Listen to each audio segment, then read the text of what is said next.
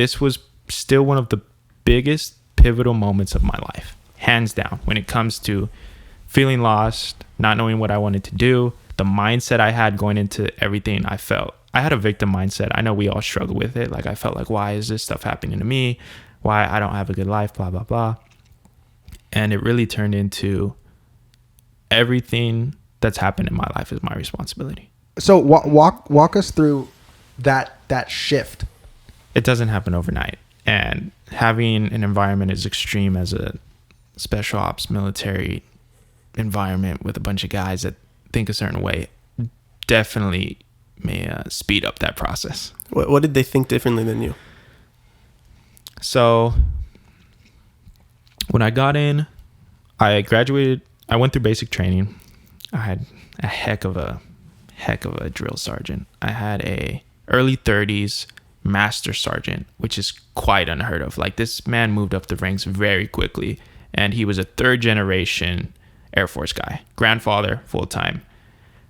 Great-grandfather, grandfather, and him were all Air Force full-time.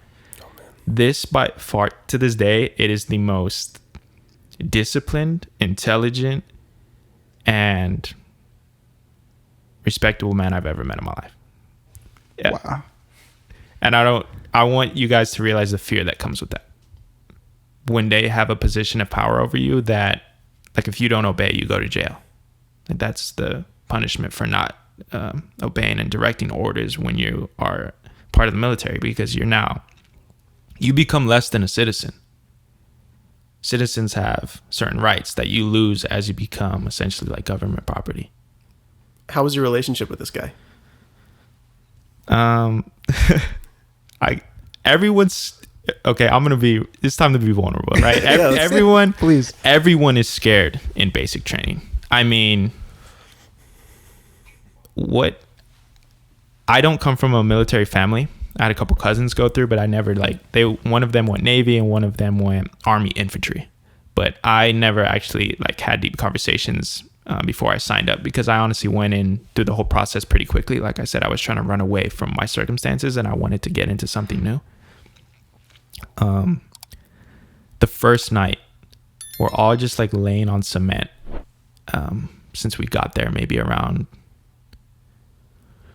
3 p.m. and it's now 2:30 in the morning, and we haven't had any answers. They're just wait, shut up, just wait. That's all you're gonna do. They threw us some MREs, which is military food, and it's an adult just Lunchables. Rations, yeah, rations. Yeah. Some gruel for you guys. Straight to the gulag. 100%. I can't complain. There were some decent ones.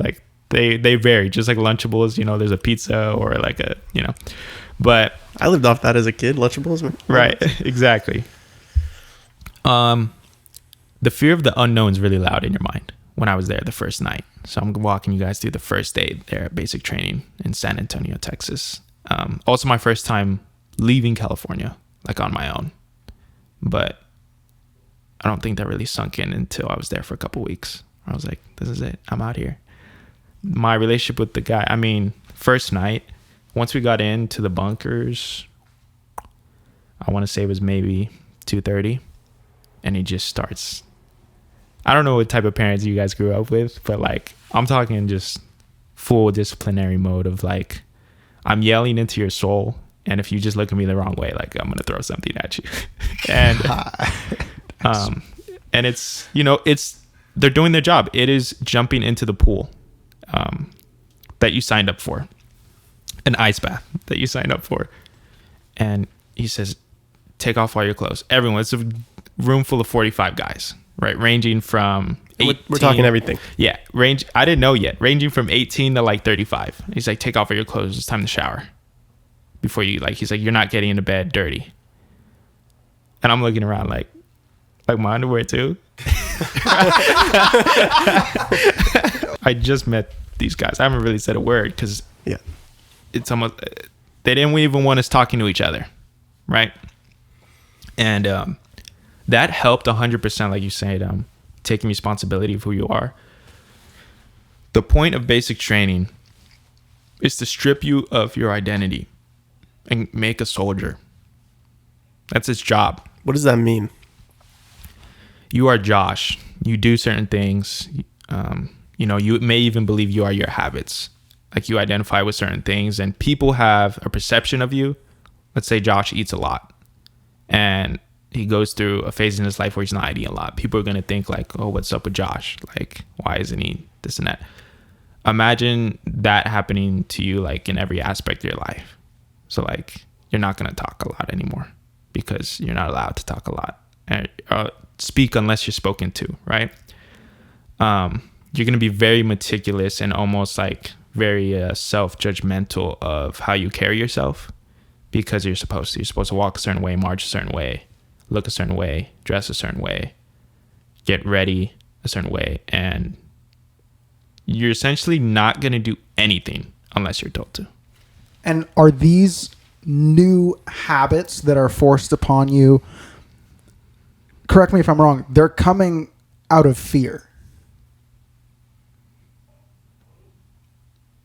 There's fear involved, but it's a level of respect, and it's also understanding like this is what you signed up for. So I do also want to like zoom out and say I'm not trying to bash on the military industry complex. Like it's doing what it needs to do to create the product that it's looking to create, which is a soldier.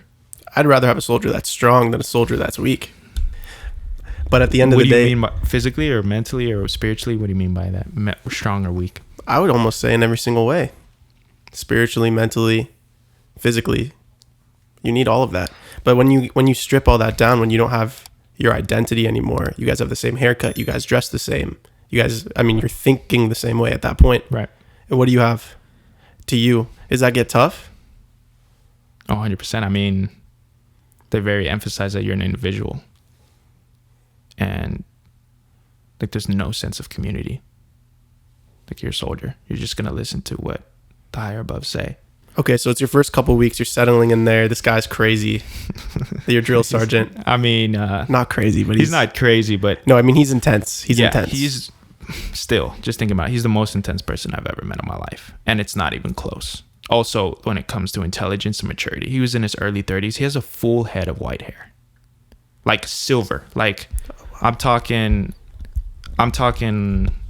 Dragon Ball Z when they get silver hair. If that's or like like he looks cool in it. He looks cool in it. I'm no exaggeration. Yeah, he spoke like 4 languages. He went to high school in Japan, and not to go on this rant about this guy, but I knew he was the real. I thought every drill sergeant was like that until you're there for a couple weeks. You hear other drill sergeants talk about him, and like they fear him, and he's the cream of the crop. Like he's probably one of the best personality, the best at his job that you're ever going to meet throughout the Air Force, period. So I look back and I was super fortunate to be under his class, be in his class as I went through that. And so as I'm going through, I mean, I'm performing well.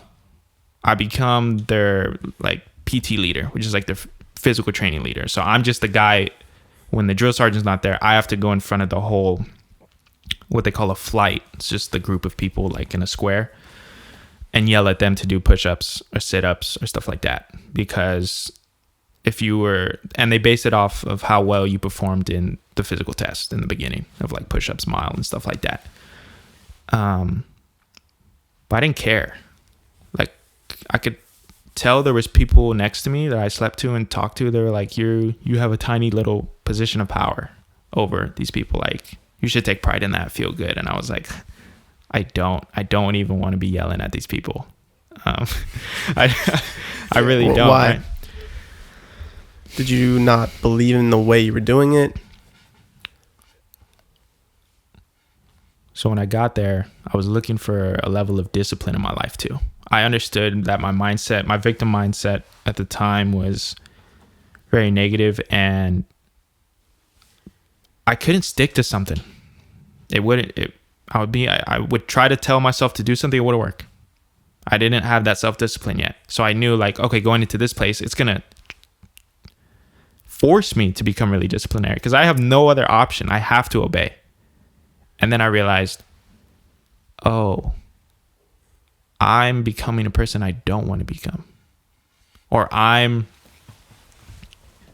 just as important discipline is, what you are striving to become disciplined in is just as important. Which I had never thought about. Wow. Yeah. Like, discipline isn't just this thing that, like, what are you looking to become? And if you really want to become that, you will, and it will be more of a factor. But if it's discipline forced upon you to turn into something you don't want to become, yeah, I'm a more disciplined person, but this isn't what I thought, right? We all have expectations going into big things in our lives, and when it's different, we find ourselves in situations. Yeah, the discipline isn't. It's not an internal resource at that point. Right. It's all external, and it's all in your environment, which is what I was looking for. So you realize this. You realize, like, this is not for you. You don't. This is not where your discipline is. Yes. Like, this is making me more disciplined, but it's creating me into something I'm not looking to become at all. And the mindset that came with that, like, I didn't want to continue to nurture that.